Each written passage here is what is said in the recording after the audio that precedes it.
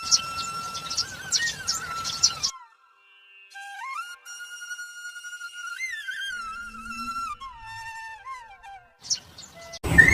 गांव में तुकीराम नाम का एक गरीब किसान रहता था। वो अपनी बीवी राधा और एक छोटे बेटे के साथ रहता था।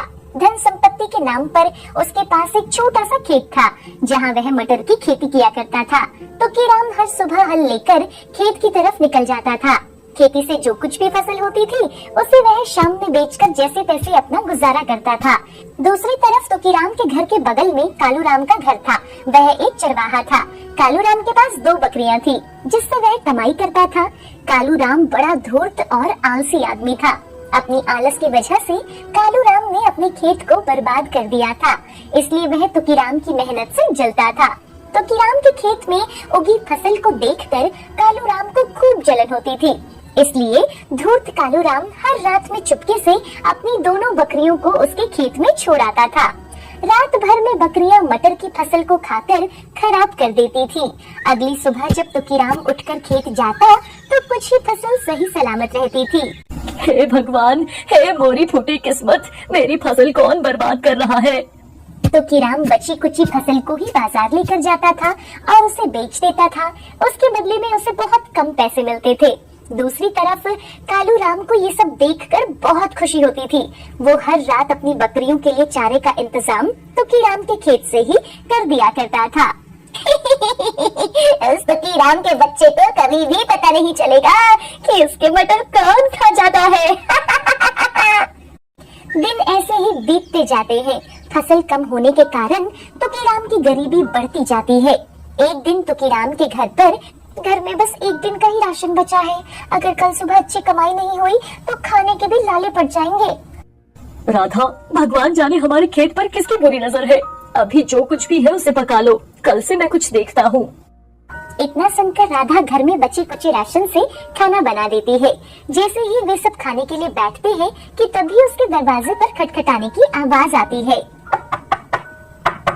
तुकीराम उठकर दरवाजे के पास जाता है तो वो देखता है धूल से सनी फटे चिटे कपड़े पहने हुए एक गरीब बुढ़िया वहाँ खड़ी थी। बेटा, एक गिलास पानी पिला दो, बहुत प्यास लगी है। तुकीराम उस बूढ़ी अम्मा की बात सुनकर घर के अंदर आ जाता है और पानी लेकर आता है। बूढ़ी अम्मा पानी पी लेती है। उसके बाद वो कहती है, बेटा, अगर तुम्हारे घर में कुछ है तो इस गरीब बुढ़िया को एक सूखी रोटी ही दे दे, भूख से चला भी नहीं जा रहा है। ये सुनकर तुकीराम को उस बुढ़िया पर बहुत दया आती है। वो उस बुढ़िया को प्रेम से अपने घर के अंदर ले आता है और अपने लिए परोसी गई थाली उस बुढ़िया को दे देता है।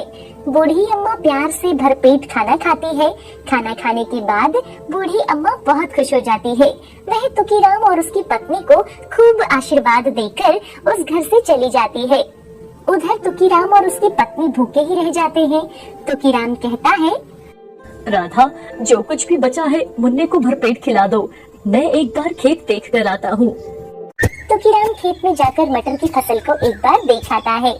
फसल बर्बाद होने के कारण खेत के थोड़े ही हिस्से पर फसल उगी रहती है। वह निराश होकर घर आता है और सो जाता है। अगली सुबह तुकीराम हर रोज की तरह खेत जाता है। जैसे ही वो वहाँ पहुँचता है कि खेत देखकर उसके होश उड़ जाते हैं। पूरे खेत में मटर की हरी भरी फसल लहराती रहती है। ये देखकर तुकीराम खुशी से उछल पड़ता है। वह खुशी के मारे नाचने लगता है। भगवान, ये तो चमत्कार ही हो गया। ऐसी फसल तो आज तक इस खेत में नहीं उगी। उस दिन वो सारे फसल की कटाई करके उसे बाजार में बेचकर अच्छी कमाई करता है और घर आ जाता है। दूसरी तरफ कालूराम को ये सब देखकर भरोसा नहीं होता।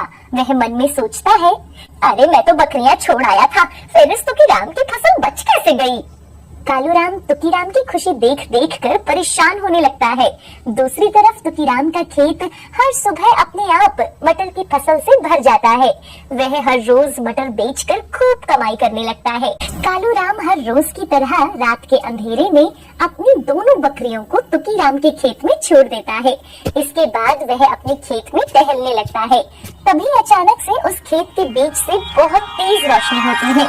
उस रोशनी को देखकर कालूराम डर जाता है और थोड़ा पीछे छिपकर देखने लगता है। वह रोशनी धीरे धीरे कम होती है और उस जगह एक सुंदर सुंदर सी परी आ जाती है। वह परी अपनी जादुई छड़ी घुमाती है कि तभी उस छड़ी से गोल गोल मटर के दाने निकलने लगते हैं। वो सभी दाने हवा में उड़ते हुए पूरे खेत में फैल जाते हैं और देखते ही देखते जमीन के अंदर चले जाते हैं। उनकी जगह पर खूब सारे मटर के दानों से भरी लताएं उगाती हैं। उन फसलों के बीच वह परी खुशी से नाचने लगती है। ये सब देखकर कालू राम को अपनी आंखों पर भरोसा ही नहीं होता। उसके मन में लालच आ जाता है। वह परी से छिपकर उसकी छड़ी चुराने का मन बना लेता है। परी अपने नाच में मगन थी कि तभी कालू राम खेत के बीचों बीच आ जाता है और वहाँ रखी जादुई छड़ी को लेने की कोशिश करता है कि तभी वो छड़ी उड़कर परी के हाथ में चली जाती है। कालू राम की हरकत देख परी काफी गुस्से में आ जाती है। वह कालू राम के बारे में जादुई शक्ति से सब जान जाती है। अच्छा, तो वो धूर्त तू ही है जो भोले भाले तुकीराम की फसल बर्बाद करता है। तुझे मैं जादू से पत्थर बना दूंगी। परी मंत्र पढ़कर उसे पत्थर बना देती है। उस रात न जाने तुकीराम भी अपनी मटर की फसल की सच्चाई देखने के लिए खेत पहुंचता है। वह परी को ये सब करते हुए देख लेता है। मैंने सब देख लिया है जादुई परी, तुम्हारा बहुत बहुत शुक्रिया। तुमने मुझ गरीब के सूने खेत को भरकर मेरे सारे संकट ही दूर कर दिए। पर कालू राम मेरा पड़ोसी है, उसे माफ कर दो। आप उसे पहले जैसा फिर से बना दो। परी तुकीराम के भोलेपन से बहुत खुश हो जाती है। वह कालू राम को पहले जैसा बना देती है। कालू राम अपनी गलती पर पछतावा करते हुए दोनों से माफी मांगता है और अपनी बकरियों को लेकर वहाँ से चला जाता है। इधर परी अपनी बुढ़िया बनने वाली बात तुकीराम को बताती है और कहती है, तुकीराम, तुम एक बहुत अच्छे इंसान हो। मैं तुम्हारी परीक्षा ले रही थी। तुम दयावान हो। मैं तुम्हें जादुई मटर के दानों से भरी ये पोटली दे रही हूँ। ये कभी खत्म नहीं होगी और इससे तुम मनचाही खेती कर सकते हो। तुकीराम को थैली देकर परी गायब हो जाती है। तुकीराम के जीवन से अब सारे संकट खत्म हो जाते हैं और वह खुशी खुशी अपने बीवी बच्चों के साथ रहने लगता है। नाम के एक छोटे से गांव में बिरजू नाम का एक लड़का रहा करता था। उसे दूसरों को परेशानी में देखकर बहुत अच्छा लगता था। वो लोगों को परेशानी में देखकर बहुत खुश होता था और अगर कोई जरूरतमंद व्यक्ति उससे कोई मदद मांगता तो वो कभी किसी की मदद नहीं किया करता था, जिस वजह से गांव के लोगों को उसका स्वभाव बिल्कुल भी पसंद नहीं था। एक रोज की बात है, गांव में रहने वाली शांति काकी अपने पशुओं के लिए चारे की बोरी सर पर रखकर ला रही थी। तभी बिरजू की नजर उन पर पड़ी। तो पहले चारा लेकर आ रही हैं। बेचारी के सर पर इतना बोझ है कि गर्दन झुककर नीचे भी नहीं देख पा रही है वो। चलो इस बात का फायदा उठाते हैं। बिरजू जल्दी से दौड़ता हुआ आगे सुनसान रास्ते पर पहुंचता है। अभी थोड़ी देर में शांति काकी इसी रास्ते से निकलेंगी। तब तक मैं यहाँ पर उनके स्वागत के लिए अच्छा सा जाल बिछा देता हूँ। ओह वाह, वो रहा कीचड़ वाला गड्ढा। इसे सूखे पत्तों से ढक देता हूँ। शांति काकी जैसे यहाँ से गुजरेंगी तो सीधा उसी कीचड़ के गड्ढे में आकर गिरेगी। बहुत मजा आएगा। बिरजू बहुत सारे सूखे पत्तों को इकट्ठा करके कीचड़ के गड्ढे में डाल देता है और वहाँ पेड़ के पीछे छुपकर शांति काकी के वहाँ पर आने का इंतजार करने लगता है। तभी थोड़ी देर बाद शांति काकी अपने सर पर चारे का गड्ढा उठाए वहाँ से गुजरती है। आओ आओ शांति काकी, जल्दी से आओ और जल्दी से आकर इस गड्ढे में गिर जाओ। बिरजू ये सोच सोच कर खुश हो रहा था कि शांति काकी जल्दी से वहाँ से गुजरे और गड्ढे में गिर जाए, लेकिन शांति काकी तो उस रास्ते से मुड़ कर जाने लगी। अरे ये क्या हो रहा है? शांति काकी इधर मुड़ के क्यों जा रही है?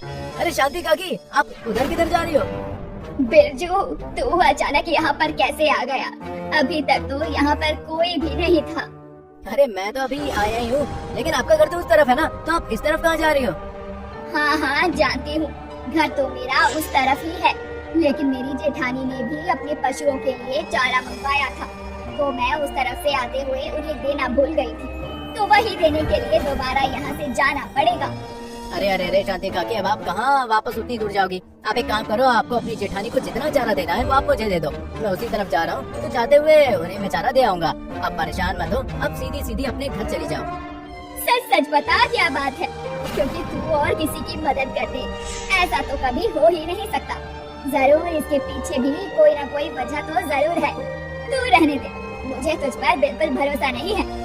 मैं खुद ही अपनी जेठानी के पास जाकर उन्हें ये चारा दे आऊंगी। अरे काकी, आप भी ना खामखा मुझ पर ही शक कर रही हो। मस्ती मजाक तो मैं अपने दोस्तों के साथ करता हूँ, मैं तो बस आपकी मदद के लिए बोल रहा था। बाकी अगर आपको मेरी मदद नहीं चाहिए तो ठीक है।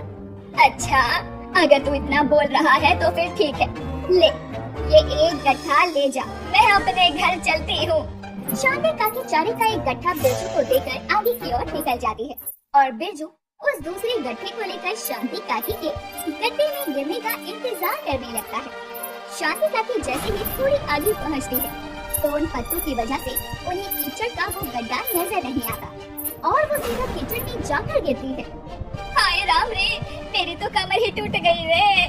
नास पीटे, मैंने बिल्कुल ठीक ही सोचा था, तू जानबूझकर ये सब कर रहा है, वरना तू कभी किसी की मदद नहीं कर सकता। अरे काकी क्या मस्त गिरी हो आप कीचड़ में, आपने तो आज मेरा दिन ही बना दिया। एक बार और गिरकर दिखाओ ना, बहुत मजा आया। नास पीटे, चला जा यहाँ से, वरना आज मैं तुझे इतना मारूंगी कि आईने में अपनी शक्ल भी नहीं पहचान पाएगा। अरे मोरी मैया, कमर तोड़ दी रे। अरे आप मुझे मार तो तब पाओगे ना जब यहाँ से उठ पाओगी। हाँ बिरजू शांति काकी को कीचड़ के गड्ढे में गिरी हुई देखकर हंस रहा होता है। तभी वहाँ पर गांव का एक आदमी राकेश आता है। वो शांति काकी को गड्ढे में गिरी हुई देखकर जल्दी से दौड़कर उनके पास जाता है। अरे काकी आपको क्या हो गया, आप इस गड्ढे में कैसे गिर गई? अरे कैसे गिरी, क्यों गिरी, ये सब बाद में पूछियो, लेकिन पहले मुझे इस गड्ढे से बाहर निकाल। इस नाच पीटे बिरजू की वजह से ही मैं गड्ढे में गिरी हूँ। देख तो कुछ बूढ़ी को यहाँ पर गिराकर कैसे हंस रहा है, जल्दी बाहर निकाल मुझे। हाँ निकाल रहा हूँ काकी, और तू अपनी हरकतों से बाज आ जा, वरना तेरे लिए ठीक नहीं होगा। अच्छा तो ये बात है, रुको जरा अभी बताता हूँ तुम्हें। कहा राकेश शांति काकी को कीचड़ के गड्ढे से निकालने गया था, लेकिन बिरजू उसे भी उसी कीचड़ के गड्ढे में धक्का दे देता है और शांति काकी के साथ अब राकेश भी उस कीचड़ के गड्ढे में गिर जाता है। मुझसे पंगा लोगे तो यही हाल होगा। चलो अब दोनों खेलो इस कीचड़ के गड्ढे में, मैं तो चलता हूँ। बिरजू उन्हें वहाँ पर इस हालत में छोड़कर वहाँ से भाग जाता है। किसी तरह वो दोनों जैसे तैसे करके उस गड्ढे से बाहर निकल पाते हैं। अगले दिन गांव की जमुना बहन अपने बेटे गोलू के साथ बाजार की तरफ जा रही थी। अब जमुना बहन भी हट्टी कट्टी खाती पीते घर की थी और वैसा ही उनका बेटा गोलू था, जिन्हें देखकर बिरजू ने उनका मजाक उड़ाना शुरू कर दिया। दो मोटे हाथी घूमने चले, दो मोटे हाथी घूमने चले। मम्मी देखो ना, ये बिरजू भैया फिर से मेरा मजाक उड़ा रहे हैं। अरे सिर्फ तेरी नहीं, जरा ध्यान से सुन, मैंने बोला है दो मोटे हाथी घूमने चले। अच्छा मुझे लगता है कि तूने अपने आप को ही दो हाथियों के बराबर समझ लिया है, लेकिन अभी तू इतना भी मोटा नहीं है कि खुद को दो हाथियों के बराबर समझे। खुद को तो घर में रोटी खाने को मिलती नहीं है, तो दूसरों की सेहत को देख देख कर चलता है। एक चमटा लगा दिया ना तुझे, तो तुझे समझ भी नहीं आएगा कि तू कितनी दूर उड़ता हुआ जाएगा। चुपचाप चला जा यहाँ से, वरना आज गाँव में संग्राम हो जाएगा। अरे अरे अरे बस करो जमुना बहन, मेरे पीछे 2 कदम दौड़ी तो तुम्हारी सांसें फूल जाएंगी, और अगर तुम्हारी सांसें फूल गई तो तुम्हें तो गहरी गहरी सांसें लेकर पूरे गांव को ही हवा से उड़ा दोगी, और मैं गांव पर इतना बड़ा जोखिम नहीं उठा सकता भैया। तेरी तो रुक जरा, अभी बताती हूँ तुझे। जमुना बहन बिरजू को पीटने के लिए इसके पीछे दौड़ती है, लेकिन बिरजू उसे बचकर खूब फुर्ती में वहाँ से भाग जाता है। उसके पीछे दौड़ते दौड़ते जमुना बहन की सांसें फूल जाती है, जिसे देखकर बिरजू खूब जोर जोर से हंसता है। मैंने बोला था ना मत दौड़ो मेरे पीछे, अब चढ़ गई ना सांसें, इसलिए बोलते हैं समझदार लोगों की बात माननी चाहिए, वरना नतीजा बुरा ही होता है। मेरी बात मानकर चुपचाप अपने घर चली गई होती तो अच्छा रहता। चला जा यहाँ से, वरना ऐसा श्राप दूंगी कि 7 जन्मों तक, 7 जन्मों तक।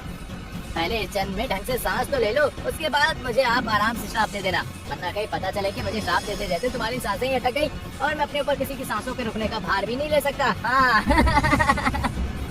अरे तुझे क्या हो गया जमुना, तू इतनी हाफ क्यों रही है? इस नाच पीटे की वजह से, इससे तो मुझे अच्छा खासा हिसाब बराबर करना है। हिसाब तो इससे मुझे भी बराबर करना है। इसकी वजह से मुझे पूरी रात कमर की सिकाई करनी पड़ी, अभी तक दर्द है कमर में। अगर अपनी छड़ी लेकर आई होती तो यहीं से छड़ी फेंक कर इसके सर पर मारती। वहाँ वो दोनों बेचारी उसे सबक सिखाने के बारे में सोचते रहती है और वो किसी और को परेशान करने के लिए गांव में निकल जाता है। अब किससे परेशान करूँ, आज तो दिनकर काका भी गाँव में नहीं है। अरे ये क्या, ये तो सरोज काकी और सरिता काकी है, लगता है बाग से आम तोड़ रही है, जाकर इन दोनों की लड़ाई करवाता हूँ। बिरजू छुपते हुए आम के बाग में जाता है। दोनों औरतें एक डंडे से पेड़ के आमों पर निशाना लगाकर बड़ी मेहनत से आम तोड़कर इकट्ठा कर रही थी। उन दोनों की टोकरी में कुछ आम इकट्ठे हो गए थे। उन दोनों का ध्यान सिर्फ और सिर्फ आम तोड़ने पर था। एक काम करता हूँ, सरोज काकी की टोकरी के सारे आम सरिता काकी की टोकरी में डाल देता हूँ। उसके बाद सरोज काकी सरिता काकी की फोवाट लगाएंगी, उसे देखने में तो बहुत मजा आएगा। बिरजू बिल्कुल दबे पांव उन दोनों की टोकरियों के पास जाता है और सरोज काकी की टोकरी के सारे आम सरिता काकी की टोकरी में डाल देता है और जाकर पेड़ के पीछे छुप जाता है। अरे जल्दी से मुड़कर देखो ना सरोज काकी, मैं यहाँ पर इन दोनों की लड़ाई होने का इंतजार कर रहा हूँ और यहाँ यह है कि अपनी अपनी टोकरी की तरफ देख ही नहीं रही है। अरे हाँ, सरोज काकी अपनी टोकरी की तरफ आ रही है, अब आएगा मजा। सरोज काकी बाकी की तोड़े हुए आम अपनी टोकरी में रखने के लिए आती है तो देखती है कि उनकी टोकरी खाली है और सरिता काकी की टोकरी आमों से भरी हुई है।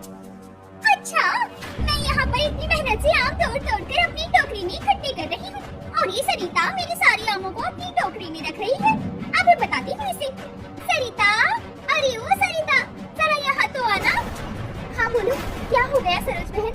तुम्हारी टोकरी आज कुछ ज्यादा ही जल्दी नहीं भर गई? देखो मेरी टोकरी में एक भी आम नहीं है, जबकि मैंने तो तुम्हारे सामने ही अपनी टोकरी में आम रखे थे। तो फिर मेरी टोकरी के अंदर से आम कहाँ गायब हो गए और तुम्हारी टोकरी के अंदर इतने सारे आम कहाँ से आ गए? ये तो बहुत ही अजीब बात है सरोज बहन। पता नहीं तुम्हारी टोकरी के आम कहाँ चले गए और मेरी टोकरी के अंदर इतने सारे आम कहाँ से आ गए? हम दोनों की टोकरियों में तो बराबर के आम थे। अब पकड़ी गई तो मेरे सामने भोली बनने का ड्रामा कर रही हो। आम तोड़ने में ज्यादा मेहनत लग रही थी, इसीलिए तुमने मेरी टोकरी से आम चुरा लिए। बूढ़ी होकर भी तुम्हारी आदत नहीं गई। पहले अपनी सासू माँ के कमरे से उनका घी चुराती थी और अब मेरी टोकरी से आम चुराने भी शुरू कर दिए। अरे ये सब तुम क्या कह रही हो सरोज बहन? मैं क्या तुम्हें आम चुराने वाली लगती हूँ? हाँ, पहले कभी अपनी सासू माँ के कमरे से घी लिया होगा, इसका मतलब ये नहीं कि मैं उनका घी चुराती थी। तुम्हें क्या मैं चोर लगती हूँ? अच्छा, अगर तुम कोई चोर नहीं हो तो तुमने मेरे आम क्यों चुराए? चुपचाप मेरे आम वापस करो वरना ठीक नहीं होगा। अरे तुम्हें मेरी टोकरी से आम लेने हैं तो ले लो, मैंने तुम्हें कब मना किया? मैं तो खुद सोच रही हूँ कि मेरी टोकरी में इतने आम कहाँ से आ गए। तुम तो बेफजूल ही मेरे गले पड़े जा रही हो। अच्छा, मैं बेफजूल में तुम्हारे गले पड़ रही हूँ? चोरी की है तुमने, इसीलिए चोर बोल रही हूँ तुमको। एक बार बोला ना मैंने कि मैंने कोई चोरी नहीं की है। उन दोनों को इस तरह से लड़ते हुए देखकर बिरजू को बहुत मजा आ रहा था। वो पेड़ों के पीछे छुपकर खूब हंसता है, लेकिन इस बात पर उन दोनों की लड़ाई इतनी बढ़ जाती है कि वो एक दूसरे को मारने पर उतारे हो जाती है और एक दूसरे को पीटते पूरी तरह से लड़ने लगती है। उन दोनों की लड़ने की आवाज सुनकर गांव के लोग वहाँ इकट्ठे हो जाते हैं और जैसे तैसे करके उन दोनों की लड़ाई छुड़वाते हैं। अरे क्या हो गया, आप दोनों क्यों इस तरह से लड़ रही हो? इस उम्र में ये कुश्ती करना आप लोगों को शोभा नहीं देता। अरे इसने मेरे आम चुराए हैं और ऊपर से झूठ भी बोल रही है कि इसने कुछ नहीं किया। अगर आज मैं इसे सबक नहीं सिखाती तो कल फिर से ही मेरे आम चुराती। अरे क्या, ये आप क्या कह रही हो सरोज काकी? सरिता काकी ने आपके आम चुराए, लेकिन वो ऐसा क्यों करेगी? लगता है आपको कोई गलतफहमी हुई है।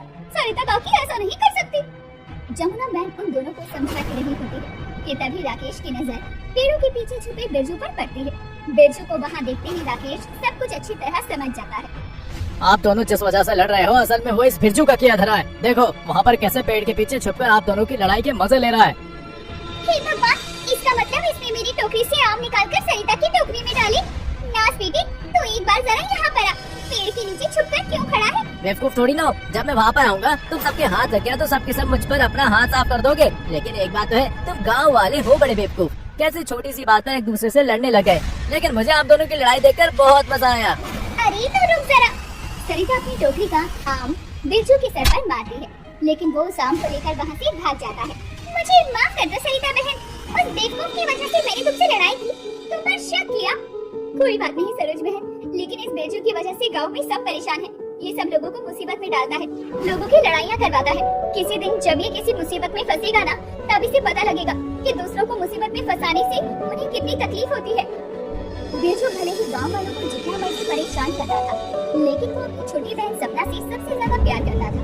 सपना उसकी बहुत लाडली थी, वो सपना को कभी भी किसी तकलीफ में नहीं देख सकता था। कुछ दिन बाद की बात है, बिरजू अपनी बहन सपना के साथ अपनी नानी के गांव से लौट रहा था। उसकी नानी के गांव से लौटते वक्त बीच में एक नदी पड़ती थी, जिसे पार करने के बाद एक बड़ा ही सुनसान जंगल का रास्ता आता था, जहाँ पर बहुत डरावनी गुफाएं थी। वहाँ से लौटते वक्त उन्हें बहुत देर हो चुकी थी और सूरज भी ढल चुका था, इसीलिए जंगल में पूरी तरह से अंधेरा छा चुका था।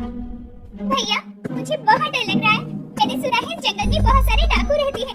अगर हमें वो डाकू मिल गए तो हम क्या करेंगे? अरे तू क्यों चिंता कर रही है, मैं हूँ ना तेरे साथ, कुछ भी नहीं होगा। बिरजू इतना कहता है कि तभी उनके पीछे से वहाँ एक डाकू आ जाता है। डाकू को देखकर इससे पहले कि बिरजू कुछ कर पाता, उससे पहले ही वो डाकू बिरजू के सर पर डंडे से वार कर देते हैं और उसकी बहन को अगवा करके ले जाते हैं। सर पर डंडा लगते ही बिरजू वहीं पर बेहोश हो जाता है। अगली सुबह जब सूरज निकलता है तो उसकी किरणें अपने चेहरे पर पड़ने की वजह से बिरजू की आँख खुलती है। आँख खुलते ही उसे अपनी बहन की याद आती है। सपना, सपना कहाँ ले गए वो डाकू मेरी बहन को? मुझे सपना को बचाना होगा, लेकिन मैं अकेले उसे नहीं बचा सकता। उसे बचाने के लिए मुझे गांव वालों की मदद चाहिए। अपनी बहन को बचाने की खातिर मदद मांगने के लिए बिरजू गांव वालों के पास जाता है, लेकिन कोई भी गांव वाला उसकी बात पर यकीन नहीं करता और उसके बुरे व्यवहार की वजह से कुछ लोग तो उसकी बात सुनना भी पसंद नहीं करते। अरे मैं आप सभी लोगों से कह रहा हूँ ना कि उन डाकुओं ने मेरी बहन को अगवा कर लिया है। मैं अकेले उन सब का सामना नहीं कर सकता। अब तो आप लोगों को मेरी मदद करनी ही होगी, प्लीज चलिए ना। तुझे क्या हम लोग बेवकूफ दिखाई देते हैं जो इस बार भी तेरी बातों पर यकीन कर लेंगे? तेरा कोई भी भरोसा नहीं है। तू अपने मजे के लिए हमें जंगल में ले जाएगा और तेरे चक्कर में डाकू हमें पकड़ ले जाएंगे। देख, हम सब में से किसी को भी तेरी बात पर जरा सा भी यकीन नहीं है, इसलिए हमें पागल बनाना छोड़ और जा यहाँ से। अब तुझे हमें परेशान करने का कोई दूसरा तरीका नहीं सूझ रहा है तो ये अलग तरीका ढूंढ कर निकाला है तूने। शांति काकी, आप तो मेरी बात पर यकीन करो, आप इन सबको समझाओ ना। अरे तू सोच भी कैसे सकता है कि मैं तेरी बात पर यकीन करूंगी? उस दिन तेरी बात पर यकीन किया था, तेरी वजह से ही उस दिन मैं उस गड्ढे में गिरी थी। आज तक मेरी कमर में दर्द होता है। एक बार कोई इंसान अपने दुश्मन पर भरोसा कर दे, लेकिन तुझ पर ना बाबा ना, तुझ पर तो कोई भरोसा ना करे। बिल्कुल ठीक कह रही हो शांति काकी, इसकी वजह से ही मेरी सरिता बहन से लड़ाई हो गई थी। ये लड़का बिल्कुल भी भरोसे के काबिल नहीं है। इस पर भरोसा करना तो ओखली में सर देने के बराबर है। यहाँ पर बातें बनाकर हम सबका समय व्यर्थ कर रहा है। हम लोगों को अपने बहुत काम है। चल हट, जाने दे हमें यहाँ से। बिरजू की बातों पर कोई भी यकीन नहीं करता। तब वो रोते हुए वहाँ से अपनी बहन को बचाने के लिए अकेला ही चला जाता है, लेकिन गुफा के पास पहुँचते ही वो डाकू उसे भी अगवा कर लेते हैं। तो ही है ना वो जिसने हमारे आदमियों को जाल में फंसाकर नदी में डुबाया था। तेरी वजह से उसकी हालत कितनी खराब हो गई जानता भी है? कितनी मुश्किल से बचा है वो। हम तुझे छोड़ेंगे नहीं। भैया, सब लोग तुम्हें समझाते थे कि दूसरों के साथ ऐसा मत करो, वरना किसी दिन बहुत बड़ी मुसीबत में फंस जाओगे। देखो, आज आपकी वजह से हम दोनों कितनी बड़ी मुसीबत में फंस गए। कोई भी हमारी मदद के लिए नहीं आया। नहीं सपना बेटा, ये गांव वाले हमेशा तुम्हारी मदद के लिए हाजिर हैं। अरे ये इतने सारे गांव वाले यहाँ पर कैसे आ गए? पकड़ लो इन सबको। अरे ओ चुचुंदर, तुझे क्या लगता है तू पकड़ पाएगा हमें? अपने बेलन से ऐसा धोबी पछाड़ दूंगी ना कि सीधा पाताल में जाकर गिरेगा। रुक बुढ़िया, सबसे पहले तुझे ही पकड़ता हूँ। डाकू जैसे ही उन लोगों की तरफ बढ़ते हैं, वैसे ही सब लोग अपने अपने साथ लाए बेलन, चिमटे और लकड़ी के डंडों से उन पर वार करना शुरू कर देते हैं और उनको पीट कर रस्सी से बांध देते हैं। तभी थोड़ी देर बाद वहाँ पर पुलिस आ जाती है और उन सबको पकड़कर वहाँ से ले जाती है। गांव वाले बिरजू और उसकी बहन सपना को सही सलामत गांव में ले आते हैं। आप सब लोग मुझे माफ कर दीजिए, मैंने आप सबके साथ इतना कुछ किया, हमेशा सबको तंग किया, लेकिन आज के बाद मैं आप लोगों की मदद करूंगा। अगर आप लोग हमारी मदद करने के लिए वहाँ पर नहीं आते तो ना जाने डाकू हमारे साथ क्या करते। हमने तुम्हारी मदद इसलिए की क्योंकि हमें पता चल गया कि कल से सपना और तुम दोनों ही गायब थे और सपना तो आज भी घर पर नहीं आई। तब हमें लगा कि शायद तुम सच बोल रहे हो, इसलिए हम जंगल के रास्ते उस गुफा तक पहुंच गए। इसलिए कहते हैं कि दूसरों के साथ इतना भी बुरा नहीं करना चाहिए कि तुम्हारे अपने मुश्किल समय में कोई तुम्हारी मदद न करे। तुम दूसरों को इतना परेशान करते हो, उनसे इतना झूठ बोलते हो, जिस वजह से वो मुश्किलों में फंस जाते हैं। तो तुम ही बताओ, तुम पर कौन यकीन करेगा? और नहीं तो क्या, एक बात हमेशा याद रखना, इंसान जैसा कर्म करता है उसे फल भी वैसा ही मिलता है। वो कहते हैं ना, जैसे को तैसा, तो जैसा करोगे तैसा मिलेगा भी। तुम्हारी किस्मत अच्छी थी जो इस बार हम लोगों ने तुम्हारी बात मान ली, वरना तुम जानते ही हो कि तुम्हारे साथ क्या होता। हाँ काकी, मैं आप सबसे वादा करता हूँ कि आज के बाद ऐसा कभी नहीं होगा और कभी किसी से झूठ नहीं बोलूंगा, नहीं किसी को परेशान करूंगा। मुझे अब अपनी करनी का फल मिल चुका है। अंत में बिरजू को अपनी करनी का फल मिल ही जाता है, जिससे सबक लेकर वो फिर कभी उन गलतियों को नहीं दोहराता और एक अच्छा इंसान बनकर सभी गांव वालों की मदद करने लगता है।